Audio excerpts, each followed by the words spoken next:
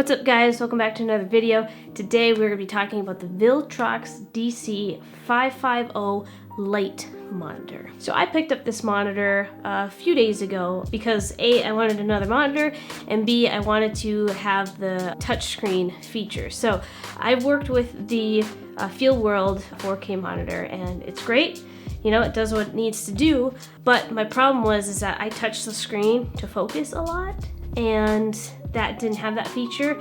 And so I prematurely bought this monitor thinking that the touchscreen would enable me to use the touch to focus, which is not the case. So we're gonna get into this monitor, talk a little bit about the features first, and then I'll let you guys know whether or not I think it's worth the buy, and hopefully you guys don't make the same mistake that I did. This monitor comes in at about $120 US. The overall build quality of it is plastic, but it doesn't make it feel cheap. Really well built for being a plastic. I know that probably saved on the cost, which allowed this to be a lot cheaper. The 5.5 inch is perfect for me. I don't need anything bigger for the time being, at least. So moving on to the top. So we have a SD card slot. So you do have to have a very small SD card to fit it. So we're talking like, 8 gigabytes or less for it to be able to read it. This is so you can preview your LUTs on your screen, which is super helpful. You also have custom buttons, F1, F2, F3, and a back button. Since this is touchscreen, I don't use the back button at all, but it's nice to have it there. Moving on to the side, you have a 5 volt, you have a lock and a 1/4 inch mounting jack right there, and then you have a DC in port, which is nice. On the bottom here, you have HDMI out and an HDMI in. You also have a headphone jack on the bottom. On the other side here, the last side, you have the on and off switch, and you have this dial. So I never use this dial. It's to navigate the menus, but since it's a touchscreen, I just use that. So I very rarely use this, if at all. And it's kind of big and bulky on the side. They really didn't need to put it on there. The mounting plate that it comes with is really cheap. I feel like they could have put more effort into making it, but the overall build quality is just, it's a cheapy plastic. It has this big knob on the side. I wish it was a little bit better.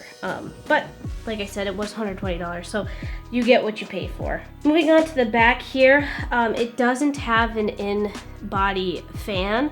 However, I've never had a problem where it overheats. So that's something, if you're gonna be using this, all day, every day, maybe get a better one. But for what I use it for, I haven't had a problem. The battery that it comes with is an NP F550 Viltrox battery. Same one as my Field World, different brand obviously. It's nice because you have a USB charge port on the side, so you can just charge it like that. And then you also have a battery indicator on the bottom, so you can see what charge you're at. So the runtime for this is like 3 hours using it constantly on, which isn't the great, but you can just pick up another battery, no problem. So let's hop into the screen here. So the screen here is really nice, nice responsive touchscreen. You can just double tap it and it shows you your menu. You have different histograms, different vectors, waveforms, LUT table. It has a bunch of features on here, which is super helpful. You can tap on the side to change your backlight, which is really helpful. And then on the left, you can tap or scroll on the side to change your volume. So with that being said, final thoughts.